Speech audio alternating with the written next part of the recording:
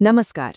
आज हम बात करने वाले हैं गणेश जयंती के बारे में। एक बहुत ही खास मौका और जानेंगे कि जो पारंपरिक मान्यताएं हैं वो इस दिन को समृद्धि से मतलब कि प्रॉस्पेरिटी से कैसे जोड़कर देखती हैं। अक्सर ये सवाल मन में आता है ना कि जीवन में जो धन से जुड़ी रुकावटें हैं उन्हें कैसे दूर किया जाए। तो चलिए आज इसी सवाल का जवाब ढूंढने की कोशिश करते हैं, वो भी पारंपरिक मान्यताओं के आधार पर। तो शुरुआत करते हैं गणेश जयंती के इस खास अवसर से। देखिए, जो 22 तारीख को ये जयंती पड़ रही है ना, इसे वित्तीय बाधाओं को यानी फाइनेंशियल प्रॉब्लम्स को दूर करने का एक बहुत ही सुनहरा मौका माना जाता है। ये दिन काफी महत्वपूर्ण माना गया है और ऐसा विश्वास है कि इस दिन अगर 3 खास तरह के काम किए जाएं तो धन से जुड़ी जो भी बाधाएं हैं वो दूर हो सकती हैं। तो सवाल ये है कि आखिर वो 3 काम हैं कौन से? चलिए एक एक करके जानते हैं। तो उन 3 कामों में से जो सबसे पहला काम है वो है सुबह की पूजा विधि।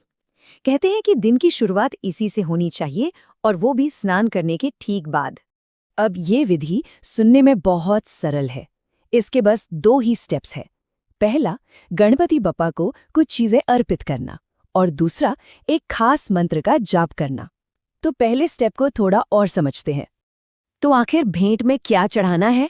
देखिए, मान्यताओं के हिसाब से भगवान गणेश को 3 चीजें बहुत पसंद हैं।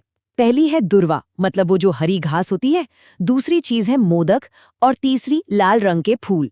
अच्छा, जब ये चीजें अर्पित कर दी जाएं, उसके बाद आती है दूसरे स्टेप की बारी, यानी मंत्र जाप। और वो मंत्र है ओम गंग गणपतये नमः।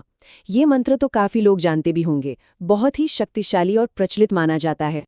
लेकिन यहाँ एक बात का ध्यान रखना है, इस मंत्र का जाप करना है पूरे 108 बार। कम नहीं, ज्यादा नहीं, ठीक 108 बार। क्योंकि पारंपरिक तौर पर 108 की संख्या का अपना एक खास महत्व होता है।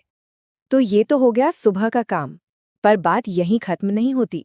अब देखते हैं कि दिन भर के लिए किन नियमों का पालन करने की सलाह दी जाती है। यहाँ पे ना 2 तरह की बातें हैं, क्या करना है और क्या नहीं करना है। जो करने वाली बात है वो ये कि घर का मंदिर और तिजोरी दोनों को एकदम साफ सुथरा रखें। ये एक तरह से शुद्धता का प्रतीक है। और जिन चीजों से बचना है वो है झूठ बोलना, गुस्सा करना और हाँ, इस दिन किसी को पैसा उधार देने से भी बचने को कहा गया है। तो सुबह की पूजा हो गई, दिन भर के नियम भी हो गए।